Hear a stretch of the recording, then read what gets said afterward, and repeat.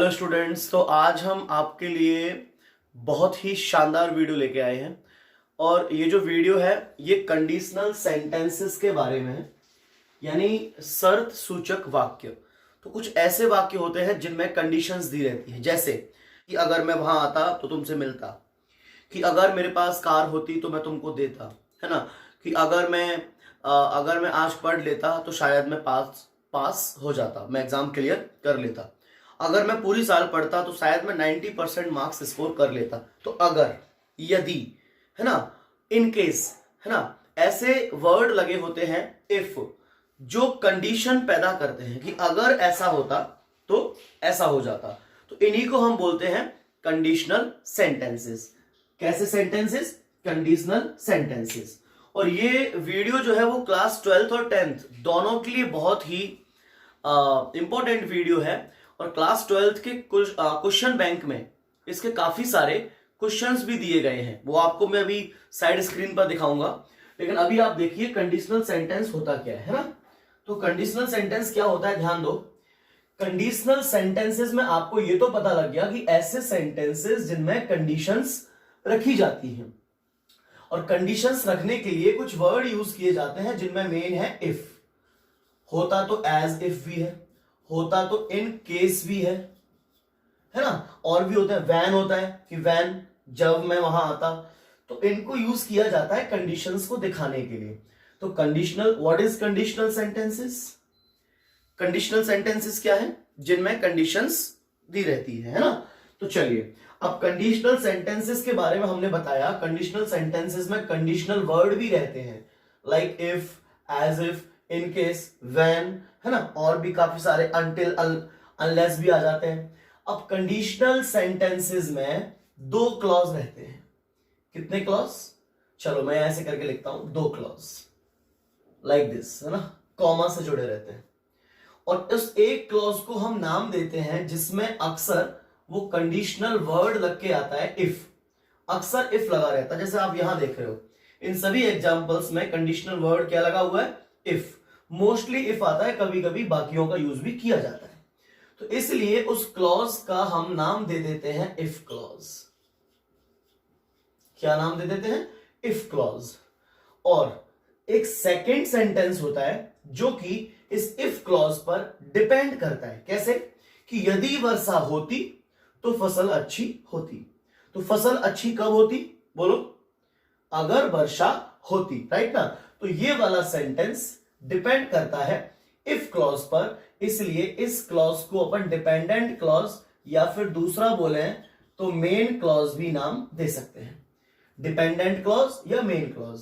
अब समझिए कि ठीक है सर, हमको समझ आया कि कंडीशनल सेंटेंसेस में दो सेंटेंस दिए रहते हैं, दो क्लॉजेस दिए रहते हैं, इफ क्लॉज और मेन क्लॉज। इफ क्लॉज जहां वो कंडीशनल वर्ड इफ लगा रहेगा, और मेन क्लॉज जो कि इफ क्लॉज पर डिपेंड रहेगा, इसलिए इसको डिपेंडेंट क्लॉज भी बोल देते हैं, राइट। अब सुनिए, अब इनके लिए कुछ कंडीशंस हैं, समझिए समझिए। यहां मैंने एक चार्ट बनाया आपके लिए, और इधर मैंने लिखा हुआ है इफ क्लॉज। क्या लिखा है? If clause. और इधर जो मैंने लिखा वो लिखा मैंने मेन क्लॉज। क्या नाम दिया? Main clause. अब समझिए, अगर इफ क्लॉज प्रेजेंट टेंस में हो, कौन सी टेंस में? Present tense. अब प्रेजेंट टेंस में तो सर चार टेंस होते हैं, right. Present indefinite, present continuous, present perfect, present perfect continuous. तो प्रेजेंट टेंस में तो चारों होते हैं, राइट, बिल्कुल चारों होते हैं।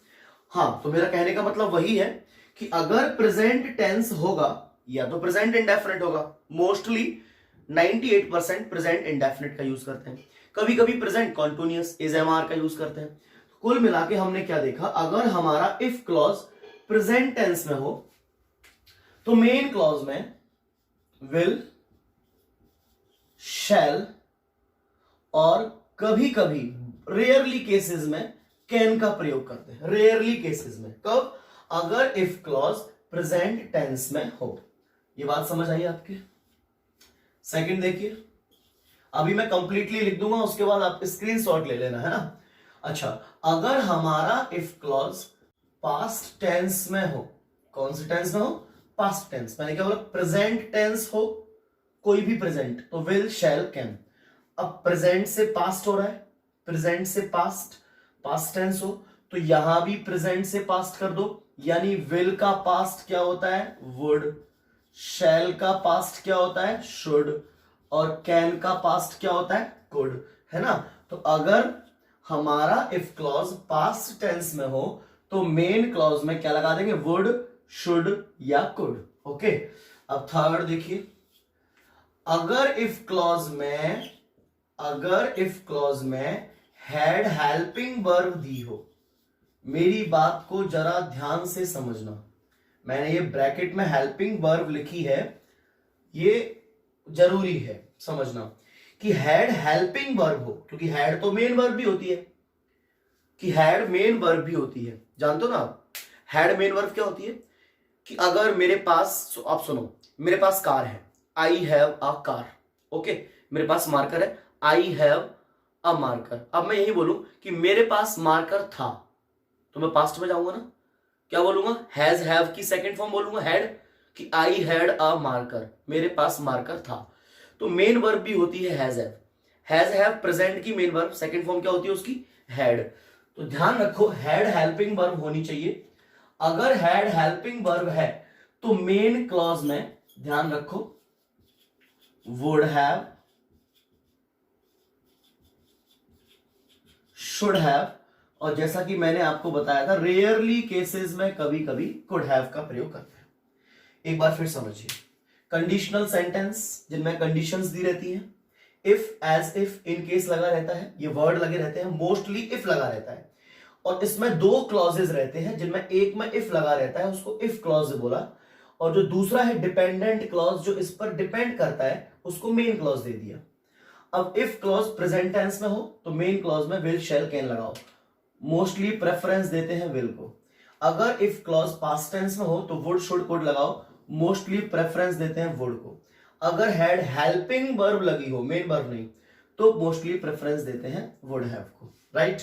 अब समझिए, एग्जांपल्स आपके सामने हैं, अब देखिए, if he comes to Delhi, अगर वह दिल्ली आता है, ओके, तो he dot dot meet you, तो वो आपसे मिलेगा। अब जरा पहले पहचानो, इफ लगा है तो ये सेंटेंस जो है यहां से कॉमा तक, ये कौन सा क्लॉज है, इफ क्लॉज।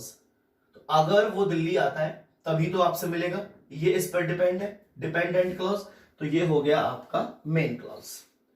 अब ये देखो, इफ क्लॉज कौन सी टेंस में है, कम्स, वर्ब की फर्स्ट फॉर्म में क्या लगा है, एस, और वर्ब की फर्स्ट फॉर्म में एस लगा हो या वर्ब की फर्स्ट फॉर्म हो तो वो प्रेजेंट इंडेफिनिट होता है। अगर ये प्रेजेंट टेंस में है तो मेन क्लॉज में क्या लगेगा, विल, शैल, कैन, और ही के हिसाब से आप यहां क्या फिलअप कर दोगे, विल। आई थिंक आपको मेरी बात समझ में आ रही होगी, है ना। सेकंड देखो, इफ आई मेट हर, अगर मैं उससे मिला होता, तो she dot dot definitely surprise, तो वो निश्चित ही सरप्राइज हो जाती। समझ में आ रहा है। तो अगर मैं उससे मिला होता, ये मेट, ये इफ क्लॉज है, ये मेन क्लॉज है।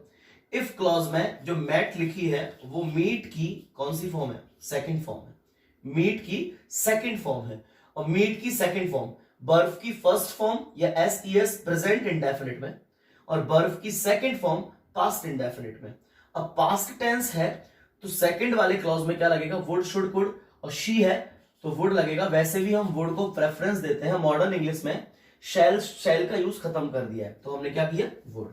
नेक्स्ट देखो, if he had invited me, अगर उसने मुझे इनवाइट किया होता, तो I dot dot gone there, मैं वहां जरूर जाता। तो यहां देखिए हैड, पर हैड का ये ध्यान रखना हेल्पिंग वर्ब होनी चाहिए।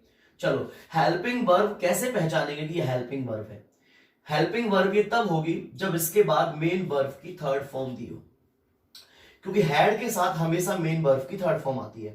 तो है थर्ड फॉर्म इनवाइटेड, इसका मतलब ये हेल्पिंग वर्ब है। तो सेकंड सेंटेंस में, सेकंड क्लॉज में क्या लगेगा, would have, should have, could have. तो आई के हिसाब से आप शुड हैव भी लगा सकते हो, लेकिन मैं प्रेफरेंस देता हूं वुड हैव को, कि I would have gone there, मैं वहां जरूर जाता। नेक्स्ट वाले में देखिए, हैड फिर से आया, लेकिन क्या हैड के बाद यहां वर्ब की थर्ड फॉर्म आपको कहीं भी दिख रही है? मुझे तो नहीं दिख रही। हैड के बाद सीधा क्या है? एक आर, यानी ये हैड हेल्पिंग वर्ब नहीं है, ये मेन वर्ब की सेकंड फॉर्म है जो मैंने आपको भी बताई थी, हैज और हैव की सेकंड फॉर्म। यदि मेरे पास एक कार होती तो मैं उसको दे देता। तो ये सेकंड फॉर्म यानी पास्ट में आ गया, पास्ट इंडेफिनिट। तो सेकंड वाले में क्या लगेगा? Would, should, could. बहुत से बच्चे यहां कंफ्यूज हो जाते हैं और हैड समझकर वो इधर वुड हैव लगा देते हैं, लेकिन एक्चुअल में ये सेकंड फॉर्म यानी पास्ट टेंस है, तो सेकंड वाले में क्या लगना चाहिए? वुड। तो इस वाली चीज को आपको विशेष ध्यान रखना है ना, स्पेशली इस चीज को ध्यान रखना है, बाकी तो आप एक बार को कर लोगे। चलिए अभी आप बढ़िया स्क्रीनशॉट ले लीजिए और इनका रिवाइज करिए। क्वेश्चन बैंक में इसके क्वेश्चन दिए हैं, वहां इनको अरेंज करने के लिए बोला गया है। तो अरेंज वाले में ध्यान रखो कि इफ क्लॉज पहले आता है तो इफ वाले क्लॉज को वहां पहले अरेंज करो। फिर ये भी ध्यान रखो कि इफ क्लॉज में या तो प्रेजेंट टेंस होगा या पास्ट टेंस होगा या हैड होगा, तो उस सेंटेंस को पहले रखो। फिर सेकंड सेंटेंस में याद रखो, अगर इफ क्लॉज प्रेजेंट में है तो वहां मेन क्लॉज में विल, शैल, कैन होगा। इफ क्लॉज पास्ट में है तो वहां वुड, शुड, कुड होगा। अगर इफ क्लॉज में हैड है तो वहां would have, should have, could have होगा। ठीक है, चलिए अब इसको एक बार आपने स्क्रीनशॉट ले लिया। अब मैं आपके साथ डिस्कस करता हूं जो क्वेश्चन बैंक में 4-5 क्वेश्चन दिए गए हैं उनको। ठीक है, धन्यवाद।